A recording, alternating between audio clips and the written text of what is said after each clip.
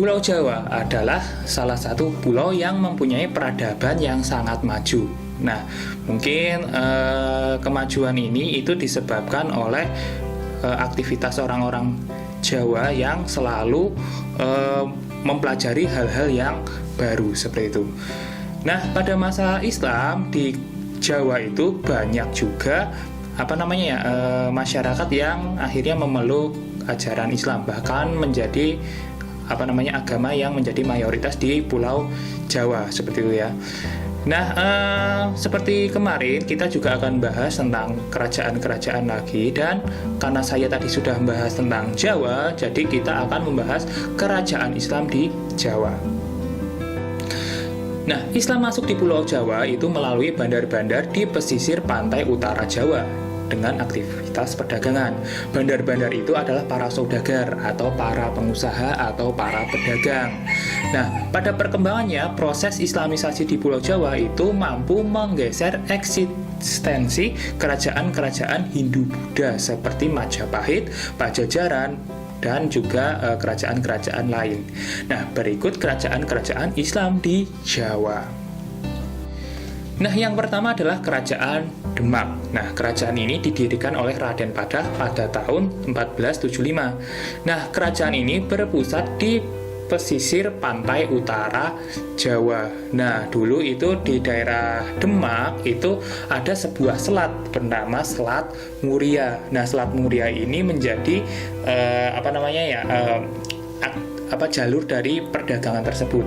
Tapi sekarang selat itu sudah hilang karena terjadi pendangkalan dan sekarang menjadi daratan. Makanya kalau kalian ke Demak itu mencoba airnya itu asin karena dulunya adalah sebuah laut kayak gitu.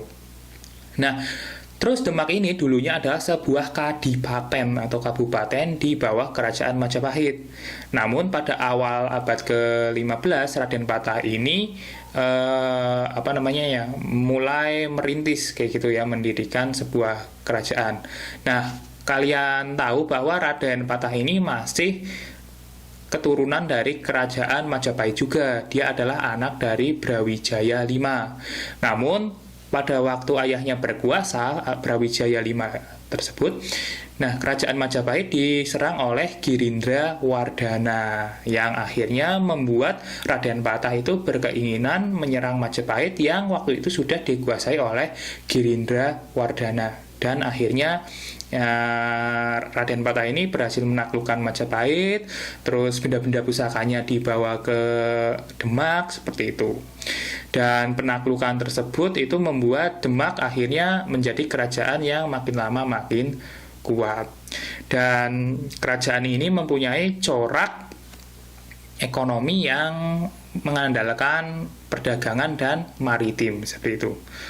Nah, pada abad ke-16, Demak menjadi pusat logistik dari beras dari daerah pedalaman Jawa Tengah. Hal tersebut menjadikan Demak sebagai pengekspor beras terbesar di lautan Nusantara. Nah, kerajaan Demak mencapai puncak kejayaan pada masa Sultan Trenggono dan berhasil menaklukkan hampir pulau Jawa dan menjadikan kerajaan Banjar di Kalimantan itu sebagai kerajaan bawahannya. Nah, dari segi agama, Demak juga mendirikan banyak pesantren-pesantren dan menjadi pusat pendidikan agama Islam di Jawa, dan juga banyak murid-muridnya yang berasal dari luar Jawa juga. Nah, kerajaan Demak ini mulai melemah akibat permusuhan saudara antara Arya Panangsang dan Sunan Prawoto, yaitu anak dari Sultan Trenggono seperti itu ya. Yang akhirnya Arya Panangsang ini karena terus melakukan kerusuhan, akhirnya dibunuh oleh Jaka Tingkir. Nah, Jaka Tingkir ini adalah salah satu menantu dari Sultan Trenggono kayak gitu ya. Dan Jaka Tingkir inilah yang akhirnya memindahkan pusat dari kerajaan Demak ke kerajaan Pajang. Nah, selanjutnya ada Kerajaan Mataram Islam. Nah, kerajaan ini didirikan oleh Ki Ageng Pamanahan setelah menerima tanah hadiah dari Jakatingkir atau Hadiwijaya dalam membantu melawan Arya Panangsang pada tahun 1582. Nah, pusat kerajaan Mataram itu terletak di daerah Yogyakarta ya sekarang ya, atau ibu kotanya itu disebut dengan Kota Gede. Nah, dalam sejarah pendiriannya wilayah Mataram itu dulunya merupakan daerah bawahan dari Pajang. Pada pertengahan abad ke-16 Masehi, Mataram mampu berkembang lebih pesat dan mampu menaklukkan kerajaan Pajang malahan ya di bawah pimpinan Sutawijaya. Nah, kerajaan Mataram ini memiliki corak ekonomi yang agraris, namun juga memiliki pelabuhan-pelabuhan di pesisir Pulau Jawa. Utama dari kerajaan Mataram Islam adalah beras, gula aren, dan juga pertanian lainnya. Terus kerajaan ini itu mencapai puncak kejayaannya pada masa Sultan Agung. Nah, pada masa pemerintahan Sultan Agung, Mataram Islam itu mampu menguasai lebih dari 1/4 Pulau Jawa dan mendominasi dalam bidang agraris dan perdagangan Laut Jawa. Namun semakin surut karena ini terjadi persaingan antara Mataram dan VOC.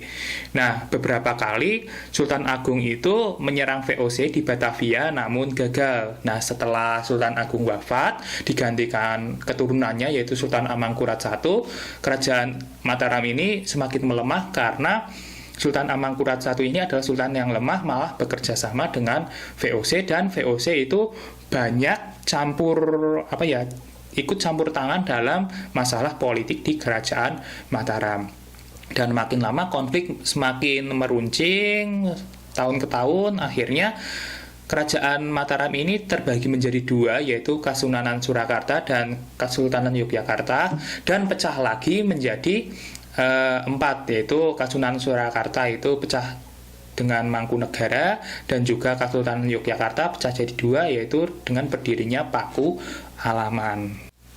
Nah, yang selanjutnya adalah Kerajaan Banten. Namun sebelum itu kita bahas dulu cikal bakal bagaimana sih Kerajaan Banten ini yang terletak di daerah Jawa Barat, yang semula itu daerah kekuasaan dari Portugis dan Pajajaran itu bisa terbentuk. Jadi awal dari Kerajaan Banten ini berawal ketika Kerajaan Demak dan Cirebon itu bersatu untuk memperluas wilayah di daerah Jawa Barat yang waktu itu dikuasai oleh Portugis dan juga Pajajaran. Nah, Kesultanan Cirebon ini dipimpin oleh Sunan Gunung Jati. Nah, setelah berhasil menaklukkan beberapa wilayah, Sunan Gunung Jati ini mengajak putranya bernama Maulana Hasanuddin untuk ke daerah yang sekarang menjadi Banten, seperti itu. Nah, di sana Sultan Maulana Hasanuddin ini mendirikan dasar-dasar yang menjadi cikal bakal berdirinya Kerajaan Banten. Dan waktu berselang akhirnya Kerajaan Banten ini berdiri. Dan pada perkembangannya Kerajaan Banten ini berhasil menaklukkan daerah-daerah di Jawa Barat yang waktu itu dikuasai oleh Pajajaran, dan berhasil menaklukkan Pajajaran pada masa Sultan Maulana Yusuf, seperti itu. Nah, ekonomi dari kerajaan ini adalah pelabuhan, karena pelabuhan Banten itu sangat terkenal, bahkan orang-orang Eropa pun datang ke Banten, seperti orang Inggris, Portugis, maupun Belanda ya.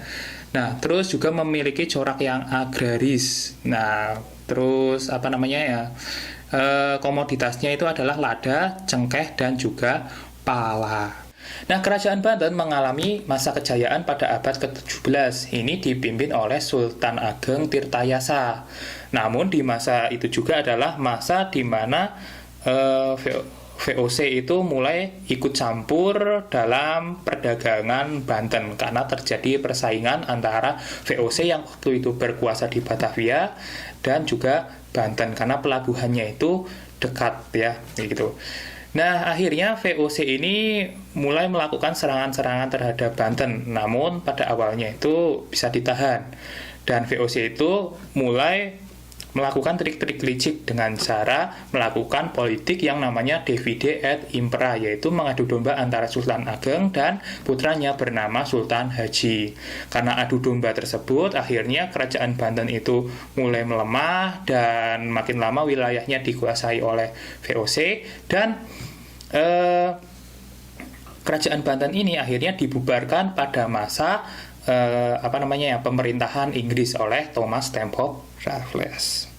Nah, itu saja materi pada hari ini. Seperti biasa ada pertanyaan untuk kalian. Pertanyaannya adalah jelaskan kondisi perekonomian kerajaan Demak dan juga kerajaan Mataram.